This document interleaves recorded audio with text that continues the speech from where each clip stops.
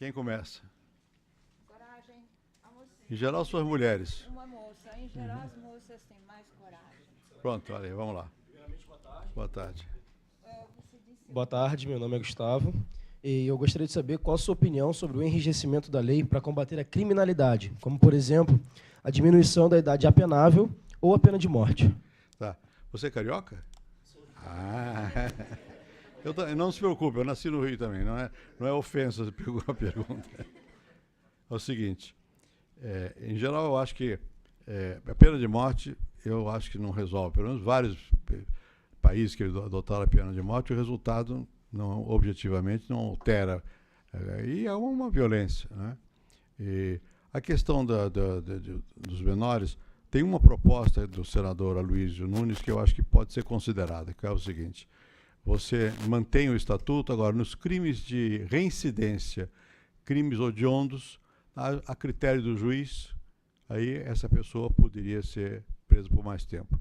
Eu acho que isso resolve por um lado essa ansiedade na sociedade, porque os grupos de criminosos estão utilizando menores. Então um adulto mata e acusa o menor, e o menor é beneficiado. Então, dessa maneira, você pode, digamos, sem mexer no estatuto, em geral. Essa é a minha opinião. Quem mais? Vamos lá. Essa foi curta, hein? Foi. Vamos, gente. É aqui. Boa tarde, meu nome é Guilherme. Ultimamente, teve muito em pauta na televisão a questão da legalização da maconha no Uruguai. Eu queria saber se você acha viável, atualmente no Brasil, implantar essa proposta. Veja, o que eu tenho proposto aqui não é a legalização, é a descriminalização das drogas, não só da maconha. O que quer dizer isso? Se a pessoa é viciada, não adianta botar na cadeia. Na cadeia ele vai prender outros crimes. Tem que dar tratamento médico, né? E tem que haver repressão ao tráfico e tudo. No Brasil, na prática, a maconha é, aspas, livre. Quer dizer, as pessoas têm acesso à maconha. Só que tem acesso pelas mãos do contrabandista. Então, automaticamente, a pessoa que usa maconha, de uma maneira ou de outra, está favorecendo o crime, né? O Uruguai é um país pequeno, não é como o Brasil. É mais fácil. Eu acho que o presidente agiu de uma maneira criteriosa.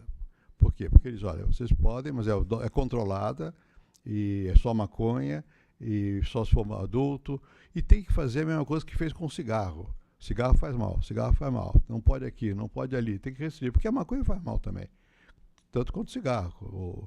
Todas as drogas fazem mal, o álcool faz mal, tudo faz mal. O fato de fazer mal não significa que você deve proibir. Quando os americanos proibiram a bebida, aumentou o crime, né? Mas não diminui a questão de que faz mal. Então você tem que analisar. E o mal que as drogas fazem, sobretudo no caso da maconha, é variável. Para alguns não faz, para outros faz, né? Como o álcool. Para alguns é muito grave, para outros não é tão grave. É uma questão também pessoal. Mas, em geral, tem que tomar atenção. E tem que restringir, tem que controlar, tem que regulamentar. Então, eu acho que no caso do Uruguai, que é um país onde isso é possível, não é? Eles ainda estão discutindo a regulamentação e tal. Qual é a posição do presidente do Uruguai? Em vez de vocês ficarem na mão dos criminosos, ficam na mão de quem tem de licença para... E não é qualquer um que pode, tem que ter licença para poder produzir. Enfim, com muitas restrições. Os americanos estão fazendo a mesma coisa, né? Aqui no Brasil, o problema é que é tudo muito ligado. E as pessoas dizem, não, a maconha começa pela maconha, que é uma porta aberta para outras drogas. Principalmente pelo seguinte, porque o criminoso, o bandido que vende a maconha, vende outra droga. E ele ganha mais na outra droga. Então ele leva de uma para outra. Então, quando você vê na questão da frequência de uso de droga, a maior frequência é maconha, né? 40%, 50% ou mais é maconha, não são as outras drogas. Segundo, ela é sazonal, quer dizer, numa certa fase da vida a pessoa fuma maconha, depois deixa, né? Então tem que prestar atenção a tudo isso, mas sempre com alerta. Faz mal, não faça, é melhor não, como cigarro. É melhor não. E nós conseguimos baixar muito, reduzir muito o uso do tabaco, né? Agora mesmo, saiu um novo dado do Brasil, nós somos o país que mais está diminuindo. Por que conseguiu isso? Porque tirou o glamour do cigarro. Antigamente, todo artista de cinema fumando, as mulheres, para mostrar a independência, fumavam. Enfim, acabou isso. Ninguém tem que fazer uma coisa semelhante no caso da maconha. As outras drogas são mais complicadas, porque tem mais efeitos daninhos, porque também tem a obtenção delas passa por ciclos de crime. Mas o presidente da Colômbia, que eu conheço, me chamou uma vez lá, e a mim, ao Ricardo Lagos e ao Felipe Gonçalves, e nos disse, olha, eu vou propor a legalização. Bom, é na Colômbia. Acabou não propondo, eu acho que é arriscado mesmo, né? Mas ele propôs uma coisa que foi aceita até pelo Brasil, que a OEA, que é a Organização dos Estados Americanos, analisasse políticas alternativas, para não ficar só na repressão. Porque só a repressão mata, mas não resolve. O chefe da repressão, naquela época que eu estive lá na Colômbia, uns 5 anos atrás, era um general muito interessante, hoje ele está ajudando o México. Ele me disse, olha, nós aqui estamos matando os traficantes, mas nós não estamos acabando com o tráfico. Por quê? Porque é tão lucrativo que para cada um que morre, vem outros que querem ser. A mesma coisa aqui no Rio de Janeiro, dos aviões, os meninos que servem, eles morrem jovens.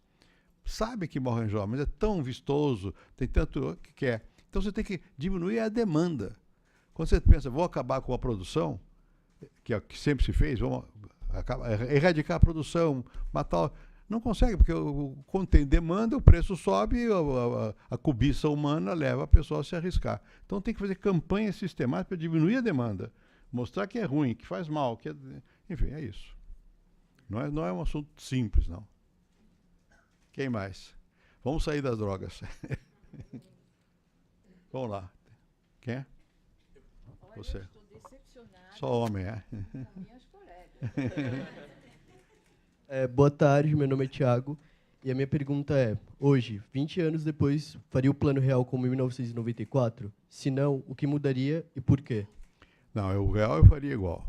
Por quê? Porque o real foi uma coisa que deu certo, foi feito. O real foi possível, porque vários outros planos foram feitos e fracassaram. E o ser humano aprende, pelo menos quando ele é inteligente, aprende. Quer dizer, errou aqui, acaba acertando. Quer dizer, nós conseguimos fazer o que era necessário. Uma mudança importante na mentalidade das pessoas, mostrar que é possível viver sem inflação. Segundo, mudamos a moeda para dar esse sentido simbólico de que qualquer coisa. Terceiro, entendemos, como toda a gente já sabia, que o importante é controlar o gasto público. A inflação é febre. A doença era outra, é um excesso de gasto quando você não tem condições, né? Então, aprendemos uma coisa que é muito delicada, é muito difícil, que se você fizer a estabilização, idealmente o salário, arrebenta a estabilização logo. Porque os outros planos fizeram isso. Vamos aproveitar para aumentar o salário, equalizar. Vamos equalizar mais adiante, porque em si mesmo, quando você para a inflação, ela já dá um aumento automático de salário. Por quê? Porque se a inflação é de 30%, como era no meu tempo, ao mês, quando você para, você ganha 30% a mais. Porque, não digo 30%, ganha 15%, porque vai desvalorizando aos poucos. Então, se você, além disso, der mais aumento, o que acontece? Todo mundo quer consumir mais, cadê a produção? Não tem. Então, vamos caçar boi a laço, não sei o quê, sou especulador, porque não tem produção. E não tendo produção, aumenta o preço. Então, o real, eu acho que foi uma coisa bem sucedida. Eu faria, grosso modo, do mesmo jeito.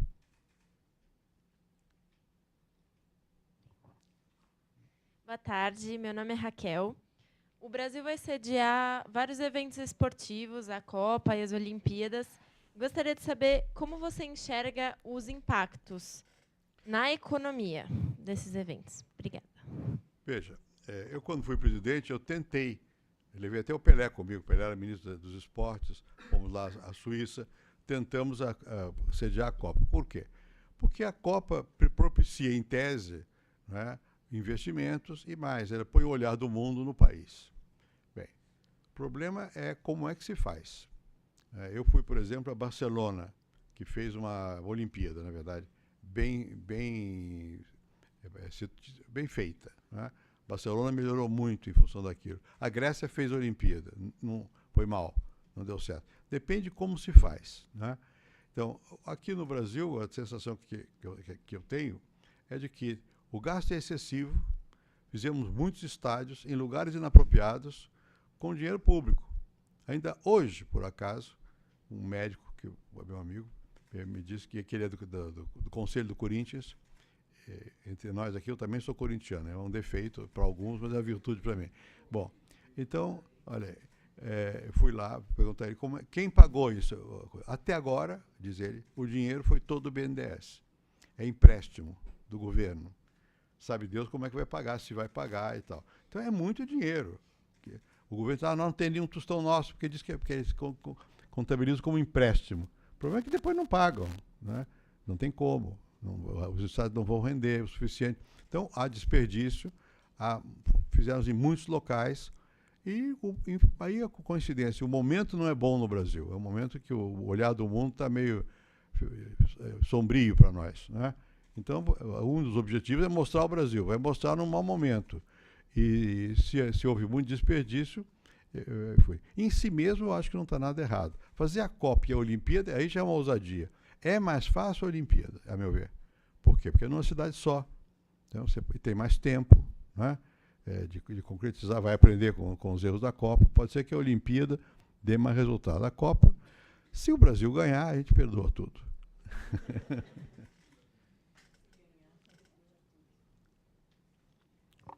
Bom, boa tarde, primeiramente. Eu sou o Vitor. Eu gostaria de saber como foi o encontro do senhor com o Sartre e se o existencialismo teve alguma influência na concepção política ou da IDB. Ou da? IDB. IDB. Eu não sei, enfim. IDB, se eu não me engano, a minha professora de filosofia sabe responder melhor. LDB, sim. LDB, sim. Isso eu sei o que é. Seguinte, primeiro, o Sartre eu conheci, digamos assim, por acaso, praticamente, né? O Sartre veio parar no Brasil porque uma pessoa, que é minha amiga até hoje, chamada Luiz Meia, era diretor do Centro de Estudantes da Faculdade Paulista de Medicina. Escreveu uma carta para o Sartre, convidando o Sartre para vir. E o Sartre aceitou. E quando ele aceitou, foi aquele corre, o que a gente vai fazer com o Sartre? Né? Bom, então eu já era assistente da Faculdade de Filosofia e tive muito tempo assistindo as palestras dele. Ele foi lá em minha casa, com a Ruth, jantou lá em casa, com a Simone de Beauvoir. Enfim, tive uma certa proximidade momentânea com o Sartre ali. O Sartre era uma pessoa encantadora, só gostava de gente jovem, não queria saber de mais nada. Ele estava voltando de Cuba, estava entusiasmado com Cuba, não sei o quê. Bom, isso é uma coisa. Outra coisa é a influência do existencialismo. Alguma teve. Por quê? Porque o Sartre escreveu um livro chamado Questões de Método. O professor deve conhecer. Então, nesse livro, ele dá certas regras para tornar mais possível a utilização, isso é bem complicado, do método dialético. Como é que você podia usar o método dialético e tal. Então, não é que fosse o existencialismo, mas ele fez lá uma mexida e tal.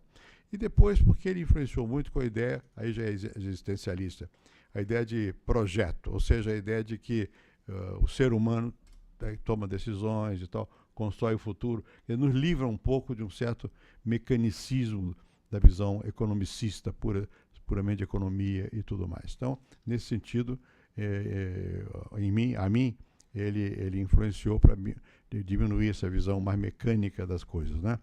Não tanto no sentido da filosofia existencialista, que é uma filosofia do agônico, aquela coisa de angústia total, porque você vai morrer. Então, você fica o tempo todo sofrendo a tragédia do ser. Isso a mim não afetou tanto quanto o resto. Agora, a LDB não. Quem ajudou a fazer a LDB, quer dizer, o LDB foi feito na Câmara, levou muito, lei de diretrizes e bases, é isso, de ensino. Levou sendo discutido muito tempo na Câmara. Depois, quando foi para o Senado, ela estava muito corporativista, defendendo pequenos interesses de grupos e tal. E aí quem ajudou foi o Darcy Ribeiro, que era senador na época, um antropólogo, e que tinha uma visão mais aberta do que era a educação. Então, mas o Darcy nunca foi sartriano, que eu saiba, né? Não creio que tenha havido uma influência direta, nem eu fui, nesse sentido, filosoficamente sartriano. Isso é questão difícil, hein? Vamos mais fácil agora. Como você é corintiano, está desculpado. Oi, boa tarde, meu nome é Alexandre. Minha pergunta é o seguinte: os programas governamentais de assistência social, como Bolsa Família, são essenciais à implementação da democracia e dos direitos humanos?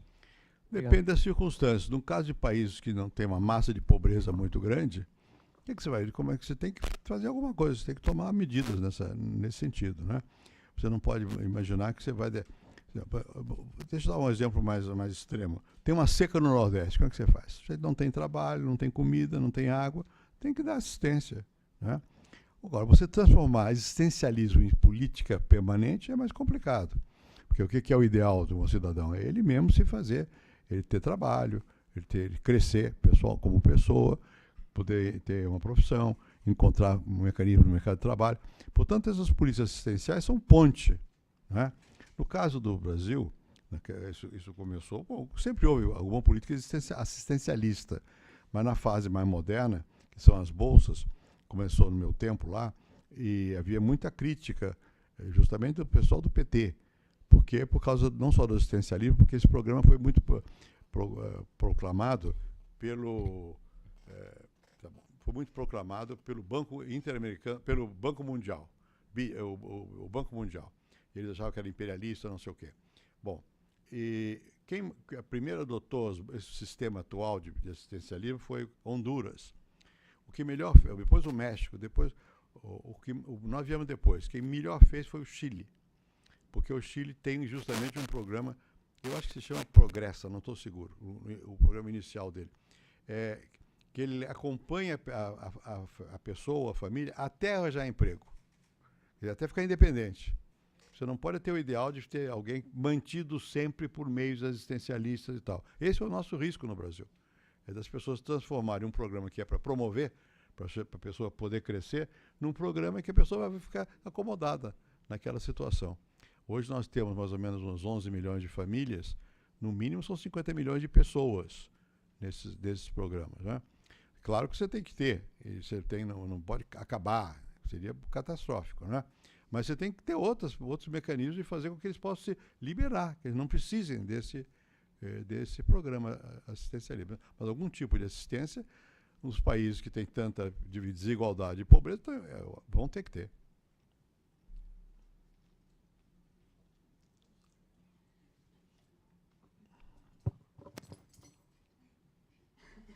Boa tarde, meu nome é Kiana.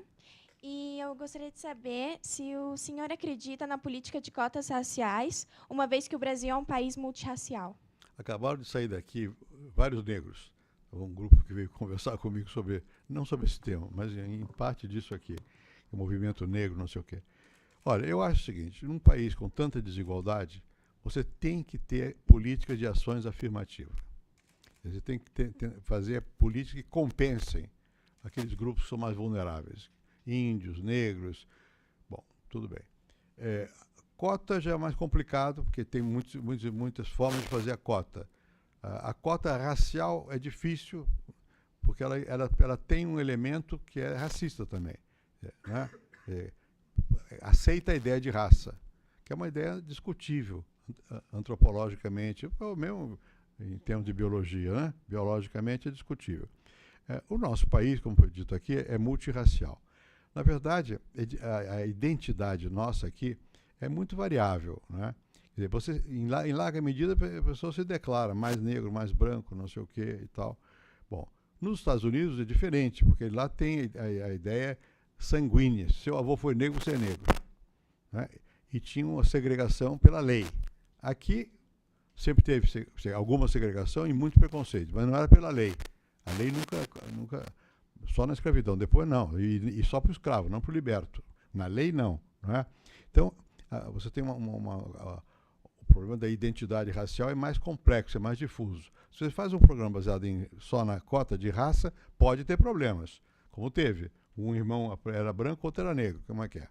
Um se dizia branco, outro negro, né? Pode ter problemas. Então, eu acho que é melhor, tendo em vista os negros, que são os que mais precisam, também os índios precisam, focando neles, ver mecanismos que não sejam de reforçar a ideia de raça.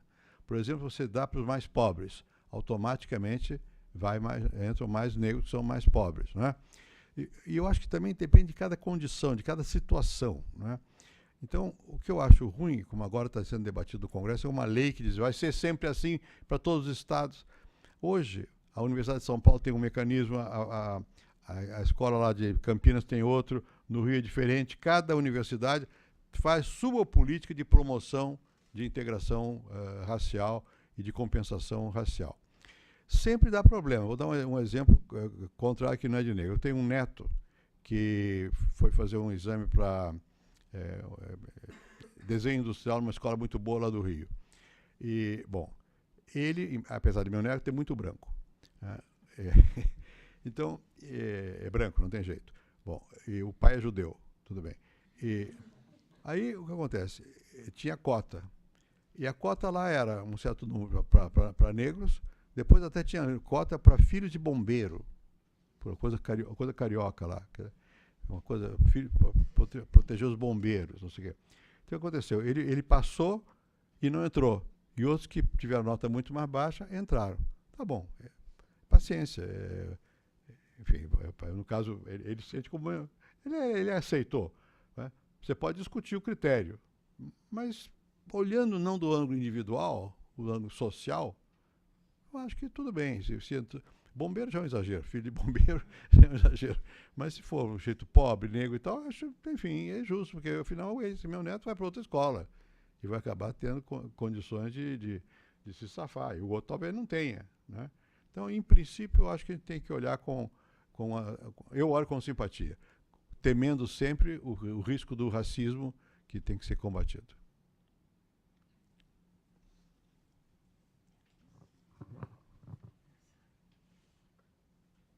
Boa tarde, meu nome é Francisco e eu, como o senhor, também sou corintiano. Opa, daqui a pouco sou maioria aqui. Eu gostaria de saber, em relação à universalização dos direitos humanos, e quais são as dificuldades da difusão no Brasil? Bom, no Brasil e no mundo, né? Quer dizer, primeiro isso é muito amplo, porque quais são os direitos humanos, né? Você pode dizer, bom, a igualdade, né? Certamente, homens e mulheres, não ter discriminação, não a tortura, não a violência, enfim. E eu acho que é muito importante que se guarde como uma coisa fundamental você ter a noção de direitos humanos. Não é tão simples, porque varia culturalmente, né? O que, não, a meu ver, não justifica. Por exemplo, no mundo muçulmano, a mulher não é igual ao homem. Na Sharia não é assim, na lei e tal. Então a cultura é diferente. Mas, apesar disso, de eu achar que é preciso respeitar as diferentes culturas, eu acho que é um núcleo de valores básicos que devem ser mantidos. Igualdade de gênero, enfim, aceitar a diferenciação da conduta sexual, o não à tortura, a liberdade, são questões que são fundamentais. Então, eu acho que eu acho que devemos fazer o esforço máximo para manter muito viva essa questão. Há muita gente que vai olhar isso de outro ângulo. Acho que é um exagero, que no fundo direitos humanos é para facilitar o delito, não sei, mas isso é conversa fiada, né? Que é para defender que a polícia hoje não pode fazer nada, que tem que respeitar os direitos humanos. Não é isso. Você não pode dar à polícia o direito de matar, nem de torturar. Não se justifica. A polícia que melhore seus métodos e que atue dentro de uma concepção aceitável, né? Essa é talvez a questão mais fundamental da democracia. A generalização do respeito aos direitos, não só os civis, quer dizer, voto, não sei o quê, mas direitos das pessoas, direitos humanos. E eu acho que isso, obviamente, isso é uma coisa que nasce na civilização judaico-cristã, ocidental, portanto, não é uma coisa, mas que está se propagando, pouco a pouco. Eu não acho que deva existir um mundo homogêneo, não vai existir nunca, a meu ver. Politicamente vai ser variável, culturalmente também, mas certos valores. Por exemplo, eu pertenço a um grupo que foi fundado pelo Mandela, que chama-se os Elders, os Velhos. Somos 12. Uma das campanhas mais importantes desse grupo é na África. Por quê? Porque até hoje se faz mutilação sexual nas mulheres. É uma coisa inaceitável. Fere a noção de respeito humano. Quer dizer, por que a mulher não tem que ser mutilada para não ter prazer? Não tem sentido, né? E tem, ainda hoje é assim. Até hoje você tem o casamento de criança. Agora mesmo nós vimos um escândalo lá na Nigéria, né? Que um grupo lá da Al-Qaeda, sei lá do que, entrou lá e causou meninas de 10 anos, 12 anos, 8 anos. Caso quando... Quanto? 300 meninas foram raptadas, né? Mas na Índia Na Índia, até hoje, casa criança. E é complicado, porque isso tem a ver com a economia, né? Como é que você mantém? Então, a família oferece... Não é que vai morar junto, espera até a adolescência, de certa idade, mas de qualquer maneira está de cuidado, está resolvido quem vai ser o marido, sem interferência dela. A família tomou decisão. Agora, eu não sei se isso tem valor ainda, mas quando eu fui muitas vezes à Índia, e havia muito nos jornais, fulano que morreu porque explodiu o bojão de gás. Não explodiu o bojão de gás. É que morre o marido, eles matam a mulher, a viúva. Né? Quer dizer, é uma coisa que é inaceitável. Por mais que você possa admirar a variabilidade da cultura hindu, isso é inaceitável. Então, eu acho que tem que haver uma luta permanente pela defesa dos direitos humanos.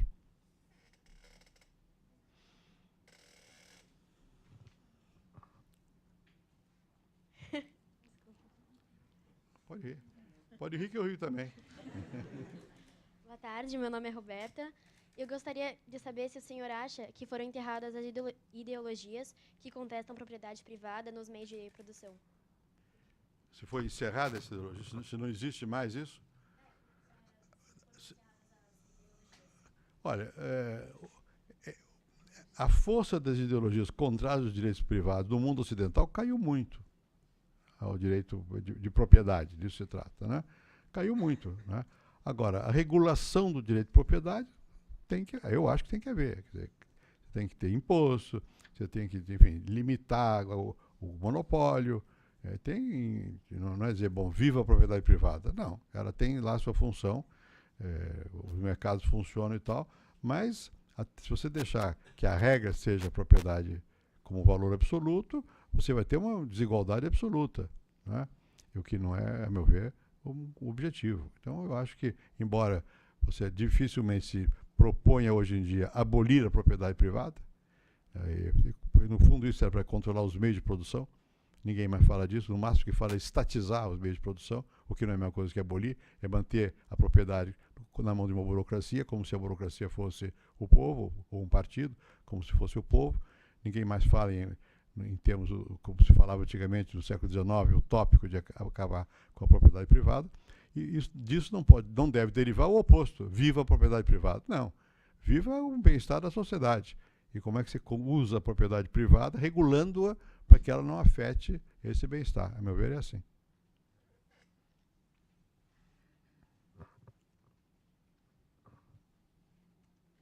Boa tarde, meu nome é Carolina. Eu queria saber se, em sua perspectiva, é possível realizar a prática política isenta de corrupção ou a corrupção é inerente à prática política? No máximo, ela é inerente ao ser humano. Não é só a prática política. Você tem corrupção fora da política, tem nas empresas, tem nas famílias, tem toda a parte. Tá bem. Mas o fato de reconhecer que existe não quer dizer que você deva dizer, bom, então é inevitável. Não é. Né? Não é a política em si que traz a corrupção. Aqui quando você tem a junção da expansão do capitalismo selvagem ou acumulação estatal selvagem também, como teve na Rússia, né? E você tem isso, e você não tem legislação, não tem direitos humanos, não tem justiça, não tem punibilidade, aí fica difícil, né? Quer dizer, você não pode confiar simplesmente no bom caráter das pessoas. A sociedade precisa dispor de mecanismos que coíba aqueles que saem da linha. E o que no caso brasileiro, o que é mais visível é a falta de punição. E mais do que a falta de punição, agora até começa a ver, né? Mais do que a falta de punição é a aceitação pela sociedade da corrupção. Porque pessoas reconhecidamente corruptas são bem aceitas. Dão entrevista em jornal, brilham na sociedade. Quer dizer, a própria sociedade aceita. Isso é errado. É errado. Precisa combater. Segundo, não é só a corrupção dos grandes, dos políticos. E a corrupção cotidiana? Que você dá uma gorjeta a não sei quem para ir mais depressa. Né? É a mesma coisa. Quer dizer, na escala é outra, mas é a mesma coisa. Então você tem que olhar isso do ponto de vista cultural também. E não é inevitável, mas tem que haver uma permanente formação, por um lado, de regras, de justiça, punição, não sei o quê, transparência, etc. E, por outro lado, comportamento, né, moral. Quer dizer, como é que você ensina as pessoas que o que está certo e o que está errado, que não fazer o que está errado. Se eu dar só um casinho comigo mesmo. Eu estava nos Estados Unidos, na Universidade de Berkeley, E lá em São Francisco tem uns morros, em Berkeley, uns morros, você vive nesses altos. Então eu peguei o carro correndo que eu tinha que fazer uma conferência. Quando eu fui parar meu carro, veio uma americana furiosa. Disse, eu vou lhe prender em nome da lei, da Constituição. Eu disse, mas por quê? Porque eu estava parando no lugar proibido. Quer dizer, é tão forte a noção de do que pode e o que não pode, eu não sabia que era proibido. Mas ela acha que ela podia me prender, e veio com fúria para me prender. Eu voltei para o carro e tirei dali, né? Eu não estava conscientemente errando. Mas aqui no Brasil, quem é que faz isso? Põe o carro em cima da calçada, na porta da sua casa. Você não faz nada. Na garagem não faz nada. Né?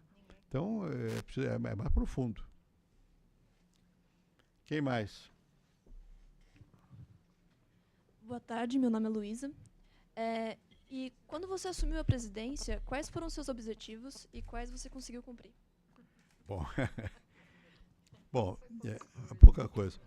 Quando eu assumi a presidência, nós estávamos no embalo de conseguir a estabilização da moeda. Eu era ministro, fiz o Plano Real com outros, e chegamos à presidência, tinha muito o que fazer. Então, um dos objetivos era esse. Agora, eu tinha também outros objetivos. Um era reformar o Estado brasileiro. Se você for ver as anotações que eu fazia no dia a dia, que só quem conhece é a Daniele, você vai ver que era o tempo todo uma luta, porque eu tinha na cabeça que era preciso mudar as práticas do governo brasileiro, mudar as regras de funcionamento e tal. Então precisava fazer reformas na Constituição. Segundo, como fazer estabilização e não fazer uma política que ferisse os interesses da maioria. Quer dizer, como é que você consegue fazer, ao mesmo tempo, estabilizar a economia, ou quase ao mesmo tempo, estabiliza a economia e melhora a vida, né? Está aí a criação dessas bolsas, enfim, uma série de mecanismos desse tipo. E tinha outro objetivo, que era o seguinte, olha, bolsa é muito bom, mas o fundamental é outra coisa, é saúde e educação. Como é que faz isso? E a educação, no meu caso, como eu era professor universitário, não era na universidade, era para elementar, escola fundamental. Como é que você cria uma situação que dá acesso a todos para a escola, por causa da democracia, e porque se você não dá acesso a todos na idade apropriada, essa pessoa depois não recupera nunca mais. Então eu fiz muito empenho em mudar, fazer com que o governo federal pudesse transferir recursos para os municípios para dar mais acesso à escola fundamental. O SUS não existia praticamente, nós montamos o SUS, que é o Serviço Único de Saúde, né? E tentei fazer uma outra coisa, que era a reforma agrária, que na época se achava que era fundamental. Se eu for ver os dados até hoje, eu fiz mais que todos os governos que me sucederam, sem falar dos anteriores, em termos de reforma agrária. Portanto, eu tinha... Agora, fiz tudo? Não. Errei muitas coisas, faltou muita coisa, deixei de fazer uma opção de coisas porque eu não pude, outros porque eu não sabia, outros porque, enfim, não tenho condição. O problema é sempre assim, você tem que sempre ver, olha aqui, eu recebi o país de tal maneira, quando eu entreguei para o outro, ele está pior ou está melhor? Não adianta você comparar sem olhar as condições em que você estava. Né? Quais eram as condições? Então, depois que você melhora, aí outros têm que melhorar mais. Então não adianta ficar comparando o tempo todo e culpando o outro. Eu não culpei quem me antecedeu. Quem me antecedeu estava na inflação. Não podia fazer nada. Quando você tem inflação de 30% ao mês, não pode fazer nada. Né? Tentar acabar com a inflação, que foi o Itamar. Nós tentamos acabar. Né? E assim vai. Quer dizer, nunca se faz tudo o que se deseja. E o problema é que você não é questão de pessoal. Todo mundo, espero, a maioria dos que chegam lá querem o melhor para si e para o povo. Né? Agora, como é que consegue fazer? Tem que ter condições que às vezes não dependem dele. Eu peguei 5 crises mundiais. Não é brincadeira. Aqui houve uma que parou para isso. 5. Né? Em um período de 8 anos. Era difícil. Não dava para fazer o que eu queria. Né? Depois, você tem os partidos. Ou você não vai fazer sozinho, não pode. Vai ficar ditadura? Não pode. Tem que jogar com os partidos. Cada partido quer uma coisa. Ou melhor, todos querem a mesma. E você não tem espaço para tudo que eles querem. Como é que você joga com isso? Como é que você mantém seus objetivos e, ao mesmo tempo, sustenta um apoio no Congresso? E tem a opinião pública. Como é que você faz? Não é fácil fazer alguma coisa. Né? Agora, a gente tenta, luta, faz alguma coisa. Não faz outra. Às vezes erra. Né? Às vezes erra. Quando erra, é melhor dizer que errou. Né? E é difícil, mas é isso.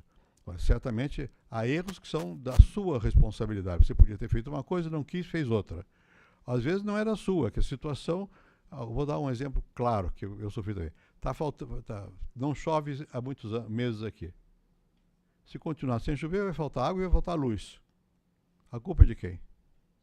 agora vamos dizer, não, porque não fez isso, não fez... Mas ninguém podia imaginar que isso fosse acontecer. E acontece. Quando você está lá, não adianta você reclamar. A culpa vai ser jogada nas costas de quem está no governo. Mas não foi propriamente culpa. Agora, se eu errei numa medida, aí a culpa é minha. Né?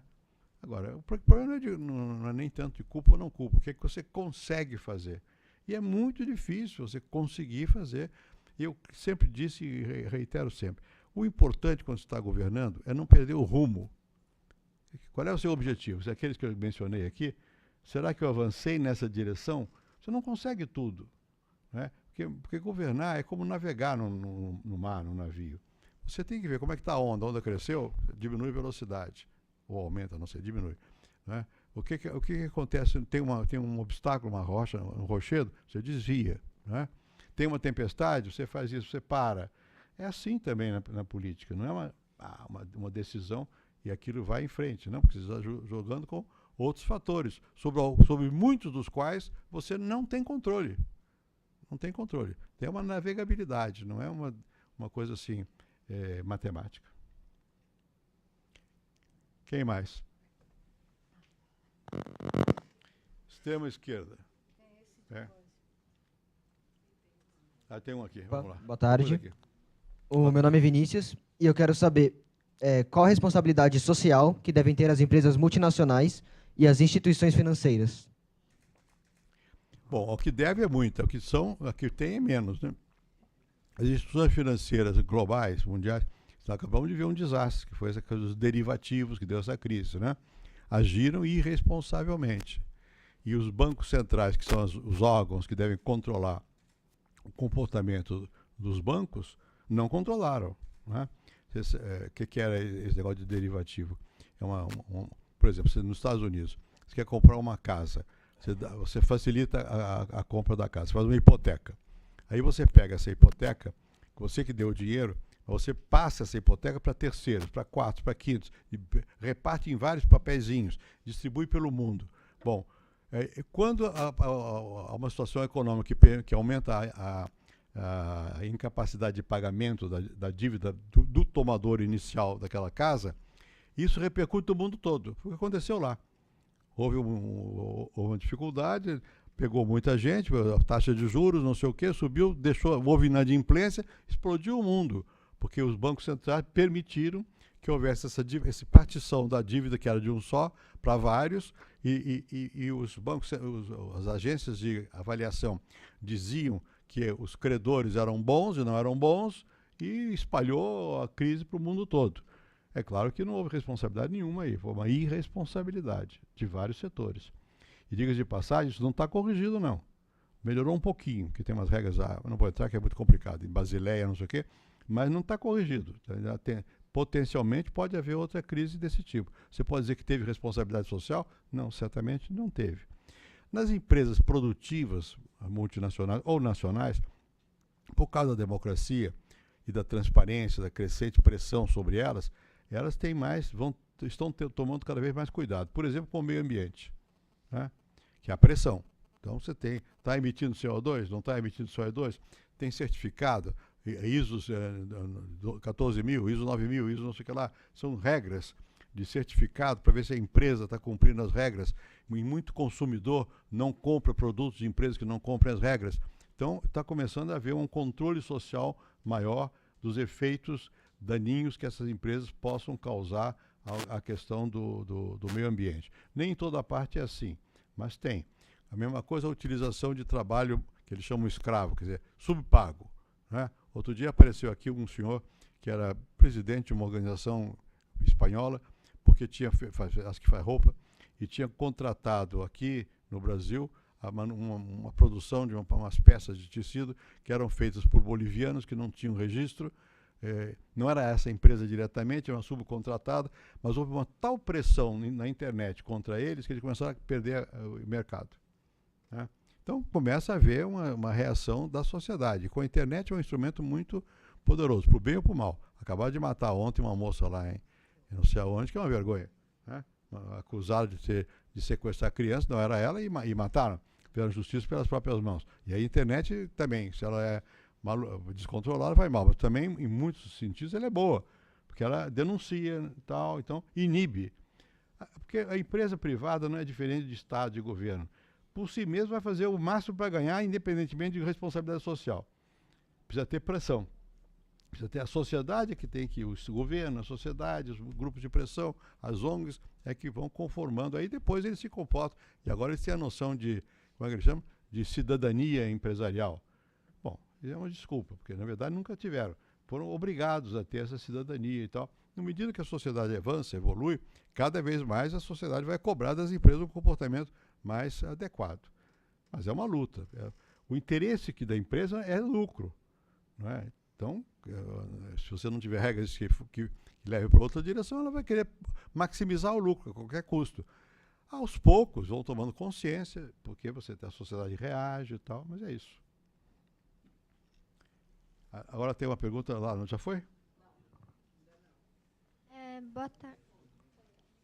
Boa tarde, meu nome é Natália. Hoje em dia, na nossa cultura, está sendo introduzido a aceitação à homossexualidade pela mídia em geral.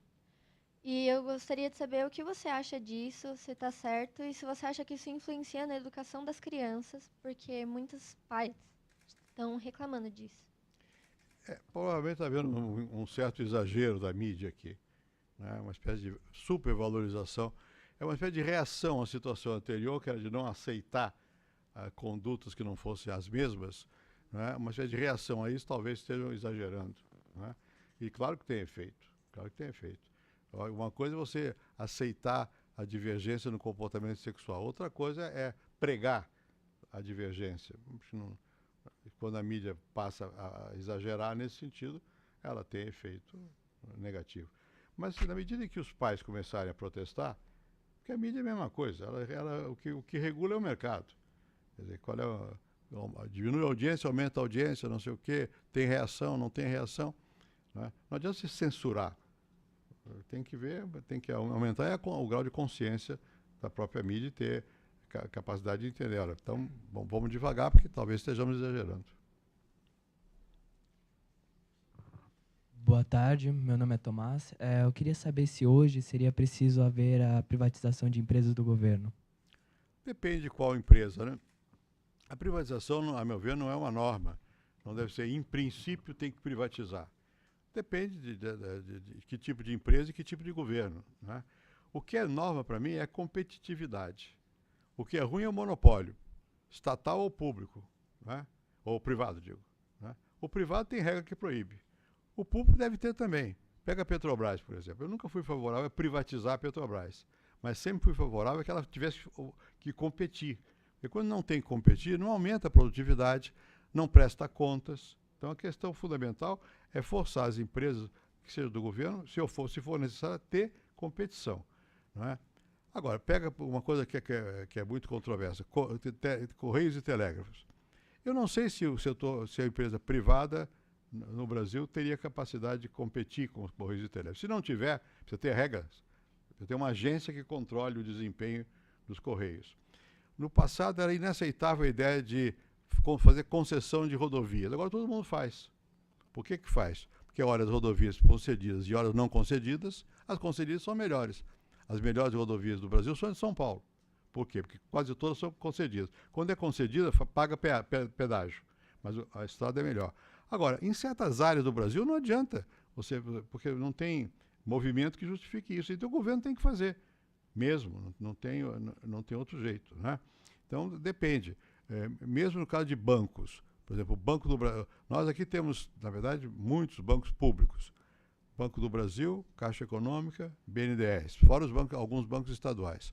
Bem, o Banco do Brasil, entretanto, tem que competir com o Bradesco, com o Itaú, com os outros bancos. Então ele tem que ter capacidade de competir com isso. Quando você tem uma forte pressão de estatizar, o que acontece? Acontece que começa a haver também abuso da burocracia. E quando você pensa que é público, não é público, foi apropriado. Ou por algum setor da burocracia, ou por um partido que manda lá. Falam que é do povo. Não é do povo. O povo, se é uma boa empresa para o povo, é que produz uma coisa boa para o povo a preço que ele possa consumir. Na medida em que a empresa, mesmo pública, começa a ser apropriada por grupos políticos ou pela própria burocracia, aí já fica mais difícil. Quando ela tem que competir, isso tem limite, porque se eles abusam muito, perdem. Então, a regra de ouro, a meu ver, não é saber se é privada ou estatal, é se tem competição. E, em certos casos, não se justifica ser do Estado, porque o Estado, às vezes, não tem capital e o privado tem. Por exemplo, agora, depois de muito tempo, o governo entendeu que os aeroportos, do jeito que vão, não vão. Então, estão privatizando. Dizem que é a mesma coisa. Telefonia é a mesma coisa, é concessão. Estão privatizando. Por quê? Porque o Estado não tem ou capital, que às vezes não tem, ou competência técnica, ou competência gerencial, organizacional. Então, aí, eu acho que justifica-se que privatize. Para mim, não é um princípio. Tem que ver como é que está funcionando. O princípio é não ao monopólio. Quem mais? 1 e 2. Bom, boa tarde de novo. Eu gostaria de saber o que o senhor acha das eleições que vão acontecer agora e o que o senhor espera do Aécio Neves, sendo que o Lula manteve os pilares da economia do governo do senhor. Bom, eu não gosto de falar de política eleitoral, não sei o que vai acontecer, se vai ser o Aécio, não vai ser o Aécio, aqui não é o local apropriado para isso. Agora, de fato, como já é história, o Lula no primeiro mandato manteve os princípios fundamentais do meu período. Depois não. Depois da crise eles mudaram. E mudaram bastante. Né? Eu espero que seja quem venha a ser o novo presidente, volte a entender que do jeito que vai, pode criar consequências negativas para o Brasil. Você.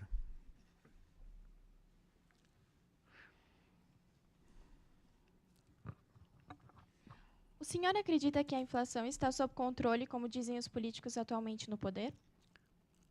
Não, a inflação nunca está sob controle. Né? Você tem que estar permanentemente olhando. Por outro lado, a deflação é tão grave quanto a inflação. Né?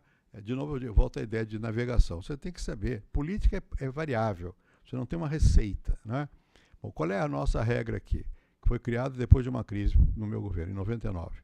É que a inflação é controlada porque o governo, o ministro da Fazenda, presidente da República, define qual é o grau de inflação aceitável, dadas as condições do país. Então, define a meta. No caso do Brasil, hoje, é 4,5% ao ano. E tem uma limitação, 2 para cima e 2 para baixo. Nós estamos operando há muitos anos a 6, 6,5%, tá, no limite máximo.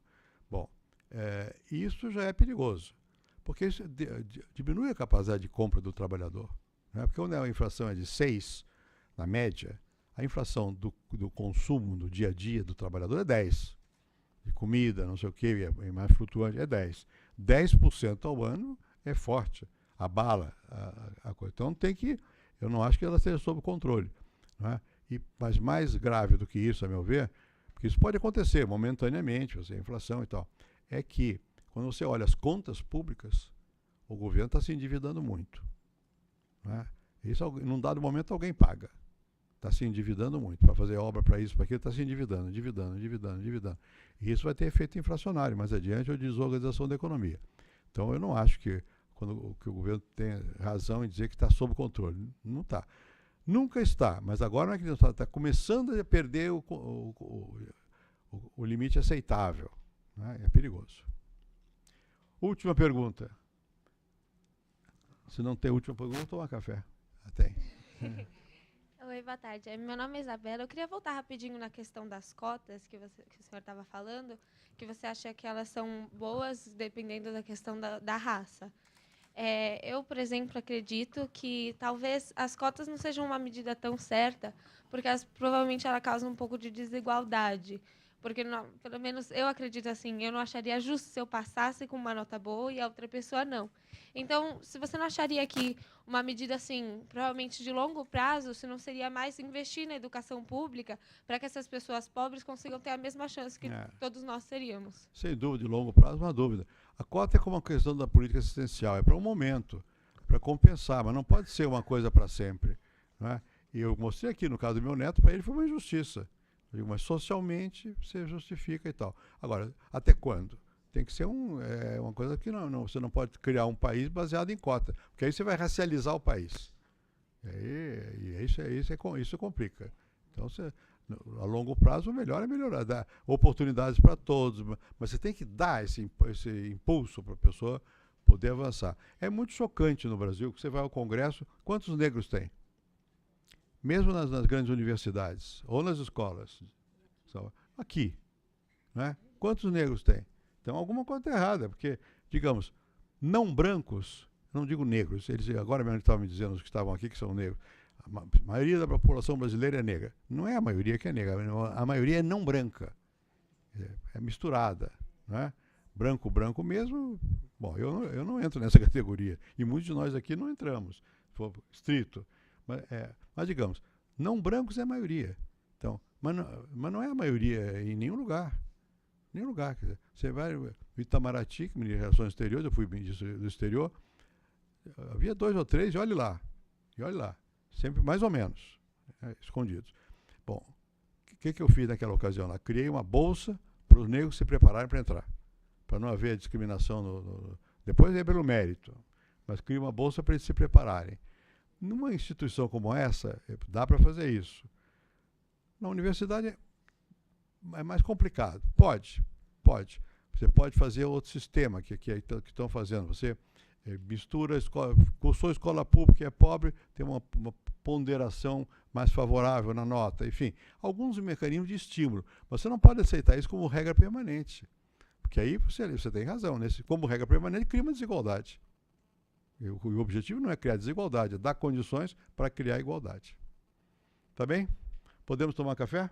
Ah, não, temos que nos fotografar primeiro, se quiserem. Vamos lá, então. Obrigado.